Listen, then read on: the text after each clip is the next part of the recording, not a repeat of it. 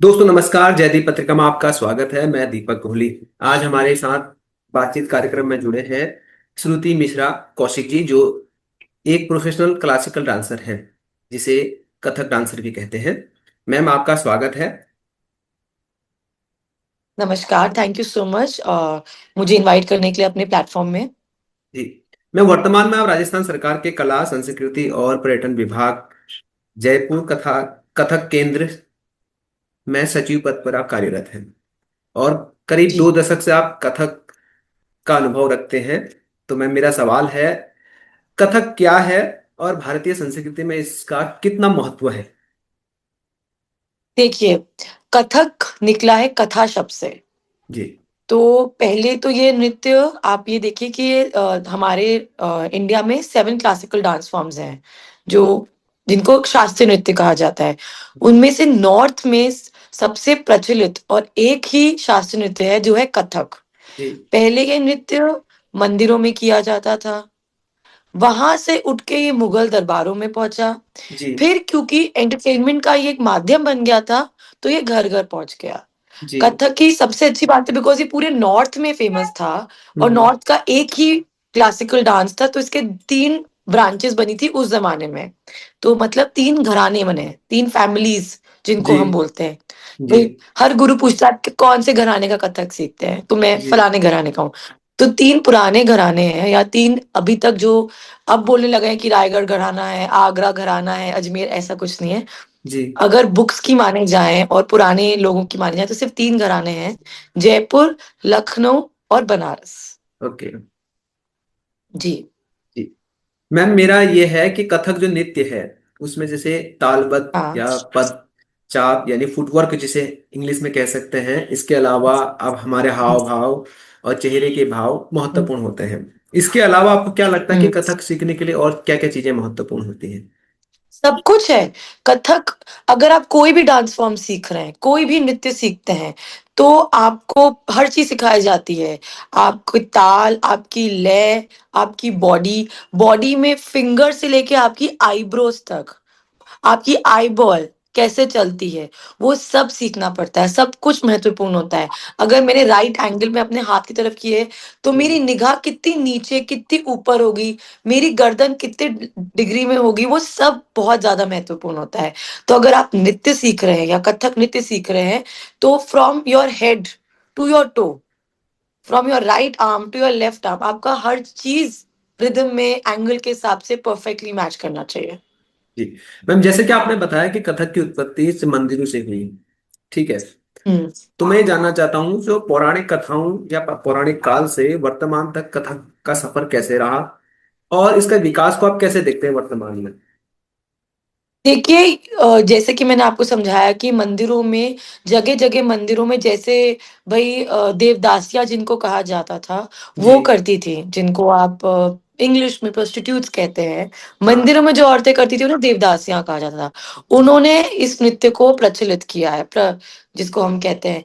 और modern time में कथक का बहुत महत्वपूर्ण बढ़ता जा रहा है, क्योंकि अब इसको बच्चे सिर्फ़ एंटरटेनमेंट के हिसाब से नहीं सीख रहे, अपनी लाइफ़स्टाइल में लेना चाहते हैं।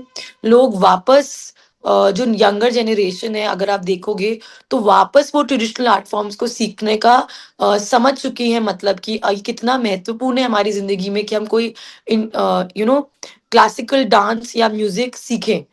तो मॉडर्न टाइम में कथक बहुत ग्रो कर रहा है। आप देखेंगे international universities like New York university जैसे कॉलेजेस में भी कथक एक सब्जेक्ट बन गया है। तो आप देख सकते हैं कथक की वैल्यू अब कितनी इंटरनेशनली फेमस होती जा रही है। ओके। मैम, आपने बताया कि जो कथक है इसके 3 घराने हैं, और अभी रायगढ़ वाला भी अपने आप को जोड़ के 4 बता रहे हैं। इनमें अंतर क्या है, नहीं, जैसे कि नहीं। आपने सीखा है? नहीं, नहीं, बहुत अब जैसे जयपुर, लखनऊ, बनारस तीनों हम्म। अपने अलग-अलग चीज़ों के लिए फेमस रहता है। जैसे हम्म। जयपुर घराना है, हम्म। वो कृष्ण भजन पे खूब नृत्य करेगा। वहाँ हम्म। के घरानों के लिए चक्कर बहुत इम्पोर्टेंट है। ओके। वहाँ के घरानों में आप जैसे हमारे यहाँ आमद, तोड़े टुकड़े होते हैं, वो हाँ। ज़्यादा किए जाते हैं। Whereas okay. लखनऊ घराना बिल्कुल नवाबी स्टाइल का होगा है। Slow okay. डांसिंग होती है, ओके। बैठ के भाव होते हैं, ओके। गज़ल पे डांस होता है, भजन तो बिल्कुल भी नहीं होता क्योंकि लखनऊ है भई। ओके। लखनऊ तो मुस्लिम डोमिनेंट एरिया था, जी तो वो जी। होता है। आप बनारस में देखोगे तो बनारस में क्या है, फास्ट पेस डांसिंग था, खूब फास्ट पेस डांसिंग है। और ओके वहां पे हम लोग टैप करते हैं कथक में पूरा पूरा पाँव। ओके बनारस वाले एड़ी बहुत इस्तेमाल करते हैं। ओके। और परन, हमारे यहाँ परन एक तरीके का फॉर्म, मतलब एक चीज होती है हम्म जिसमें कि पखावज के और के शब्दों को लेकर नृत्य किया जाता है। एक पखावज एक इंस्ट्रूमेंट होता है, तो हम्म उसमें पक्षी की आवाज लेके, से पक्षी परन हो गई, या गणेश परन, मतलब गणेश जी के बोलों को लेके परन हम्म। बनाई गई। तो ये सब बहुत आप बनारस घराने में देखेंगे।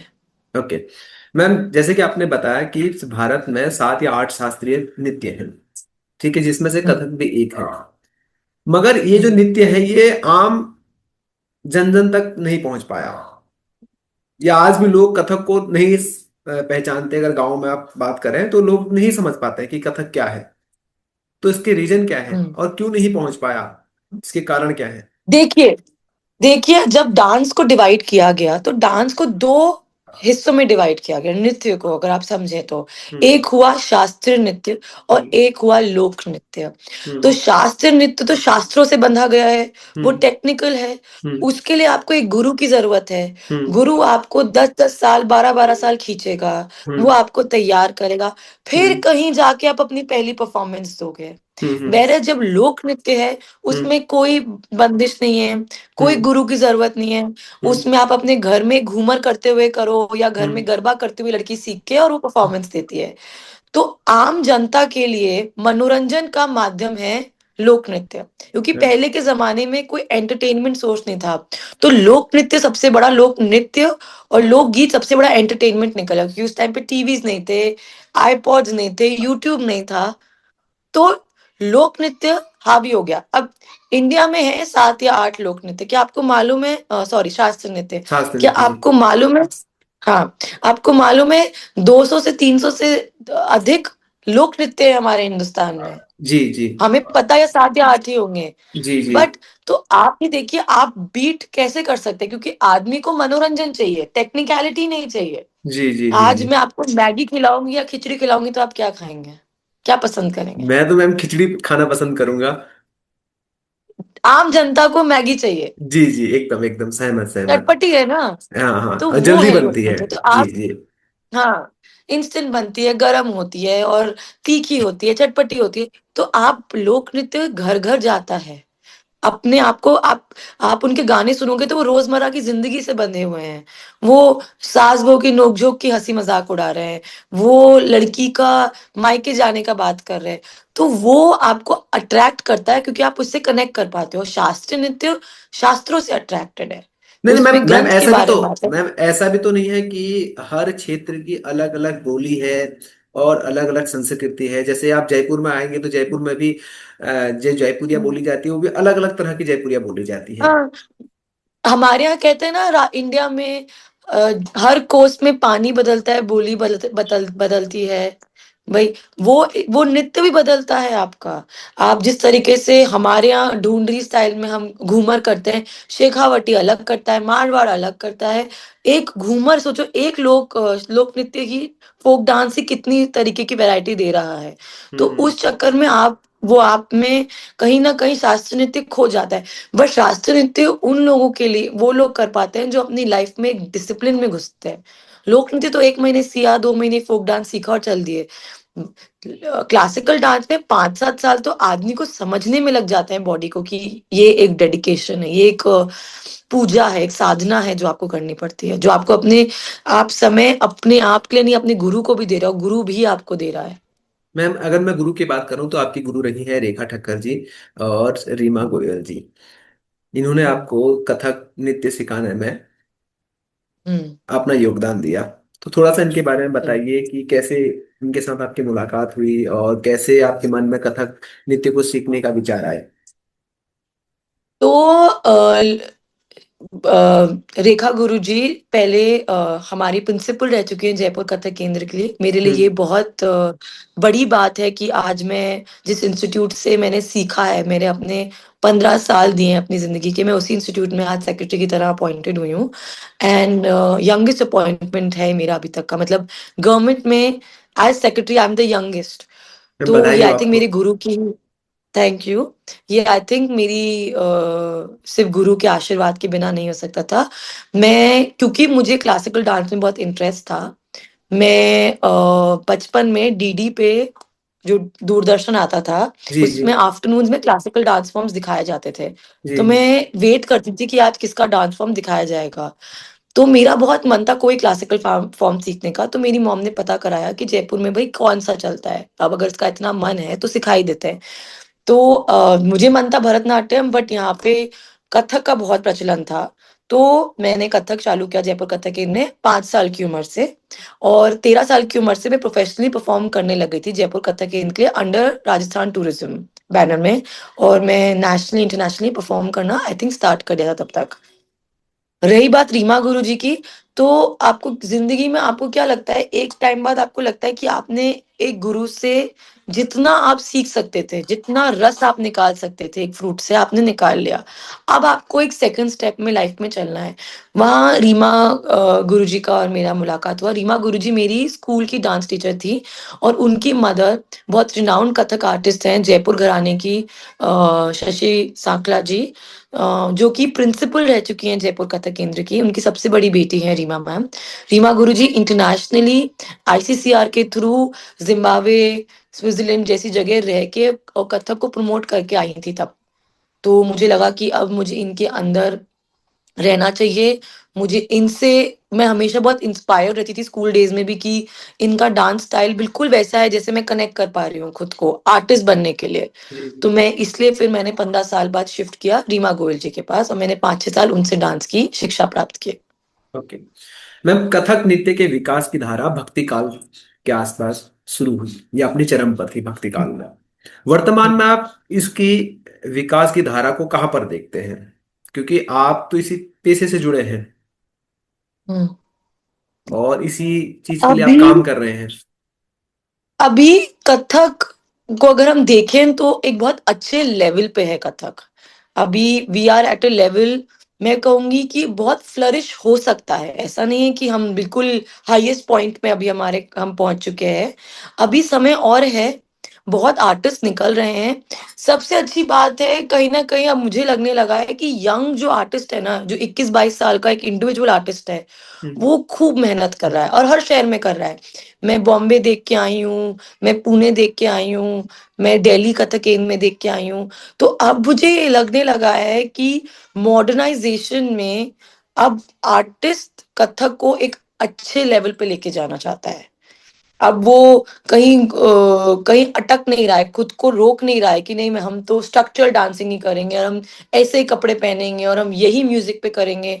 वो फ्यूज़न भी कर रहा है, वो ड्रम्स पे भी कथक कर रहा है। तो we are at a very good level right now if I see. तो आई एम वेरी हैप्पी जहाँ भी कथक है, अभी जिस भी पोज़ीशन पे है, मैं तो बहुत खुश हूँ। ओके। मैम कथक नृत्य के कई महानायक हुए जिसमें बिरजू महाराज और हुँ। प्रेरणा देश पांडे, उमा डोगर जैसे। प्रेरणा प्रेरणा श्रीमाली। जी जी जी। तो इनका नाम याद आता है। तो आपके अनुसार कथक को जन जन तक पहुंचाने में सबसे बड़ा योगदान किसका रहा, और क्या अभी वर्तमान सरकार कथक को जन जन तक पहुंचाने के लिए कुछ कर रही है? तो अगर आप ये बोलो कि घर-घर तक अगर किसी ने पहुँचाया है, हाँ, तो आपने पहला नाम से बिल्कुल सही लिया है, बिरजू महाराज जी ने कथक एक्चुअली घर-घर पहुँचाया था। क्योंकि अगर अगर देवदास नहीं बनती हम्म और काये छेड़-छेड़ मोहे की कोरियोग्राफी बिरजू महाराज, माधुरी दीक्षित जी को नहीं सिखाते, तो हम्म। कभी कथक की पहचान बनती ही नहीं।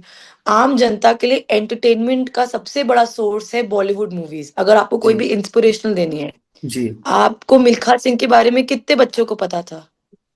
बहुत कम बच्चों को कितने पता है। बच्चों को महेंद्र महेंद्र सिंह धोनी की स्टोरी पता थी?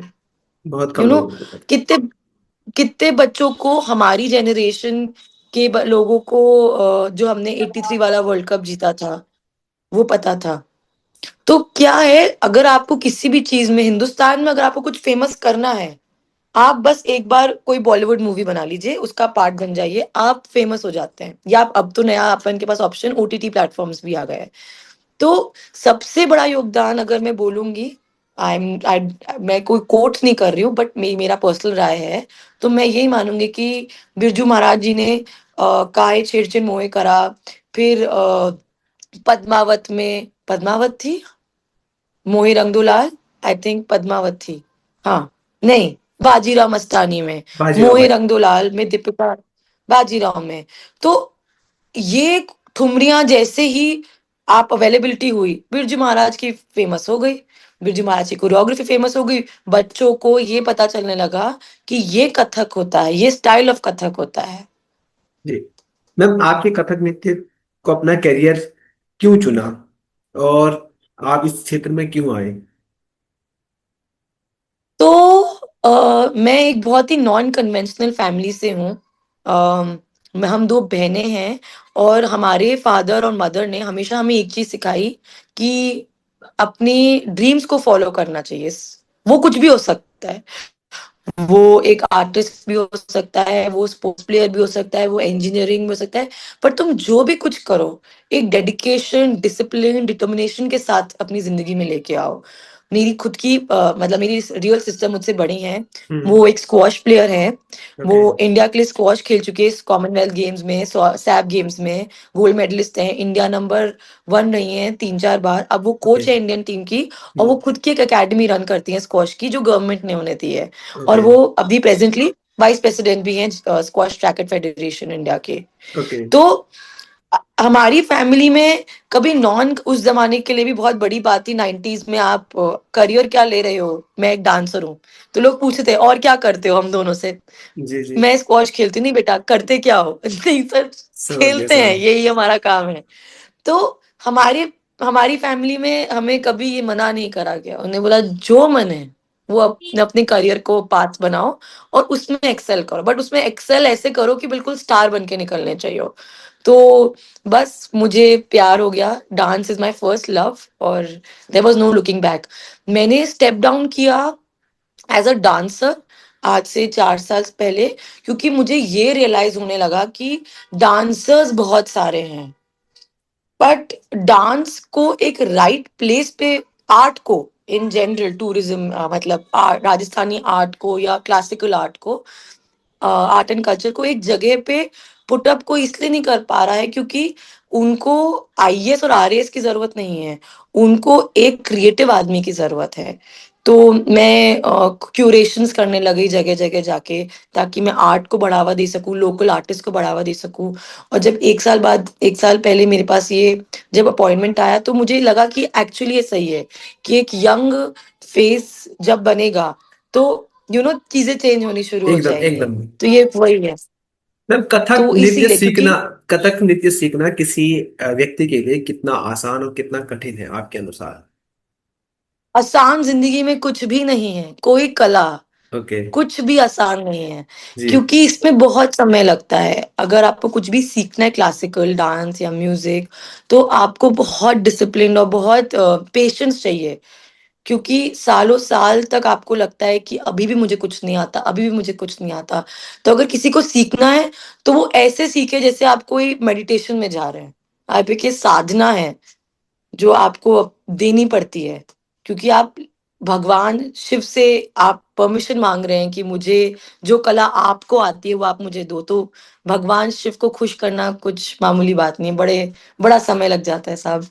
क्या क्या मैम, कथक नृत्य को कोई युवा अपने करियर के तौर पर देख सकता है अगर उसमें मेहनत करे? बिल्कुल, बिल्कुल। अब तो बल्कि मैं बहुत खुश हूँ कि नेट में बहुत बच्चे कथक में एग्ज़ाम दे रहे हैं। आप इसको एज़ अ करियर ले सकते हैं आप, और करियर्स भी अलग-अलग तरीके के हैं। देखिए, मुझे पता है हर कोई लड़की परफ़ॉर्मर नहीं बन पाती, आर्टिस्ट परफ़ॉर्मर नहीं बन पाता है। आपके पास बहुत ऑप्शंस हैं अपनी लाइफ़ में। आप एक टीचर बन सकते हो, एक स्कूल में टीचर बन सकते हो, कॉलेज में आप लेक्चरर बन सकते हो। अब तो Banaras Hindu university, Delhi university, Rajasthan university Kathak as a subject दे रही हैं। यूपी में बहुत है। तो आप लखनऊ यूनिवर्सिटी में हैं, तो आप एज़ अ प्रोफ़ेसर बन सकते हैं, आप उसमें डॉक्टरेट कर सकते हैं, आप डॉक्टरेट बन सकते हैं, आप कोरियोग्राफ़र बन सकते हैं, आप अपनी अकेडमी स्टार्ट कर सकते हैं, आप एग्ज़ाम्स दिला सकते हैं। तो एक बहुत लंबा वास्ट आपके पास एक्सपोज़र है, जो आप इसमें करियर ऑप्शंस देख सकते हैं। सिर्फ़ एक परफ़ॉर्मर ही नहीं है, आप इसमें बहुत ऑप्शंस हैं, आप देख सकते हैं। मैम आप राजस्थान सरकार के लिए काम कर रही है। राजस्थान सरकार जी।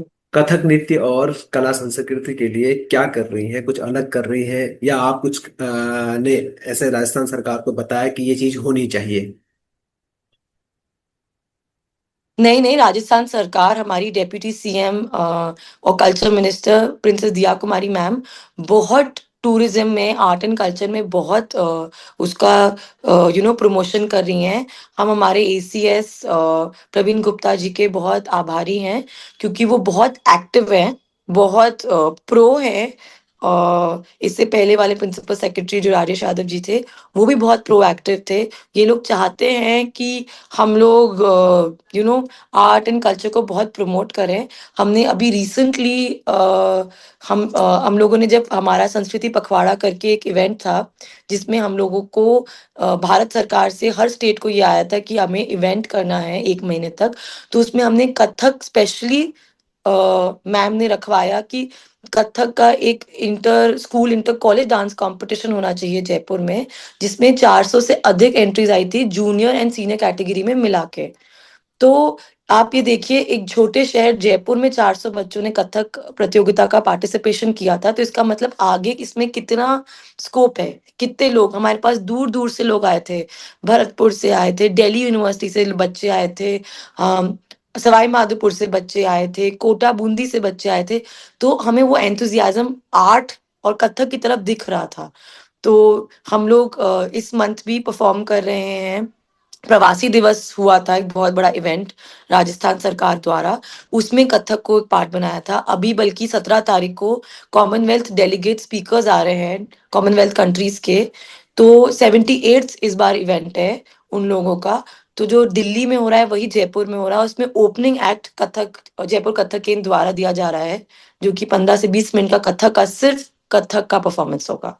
इमेजिन जिस स्टेट में अ, घूमर है, गैर है, लंगे मांगन आ रहे हैं, बट ओपन हम अभी भी कथक से ही कर रहे हैं।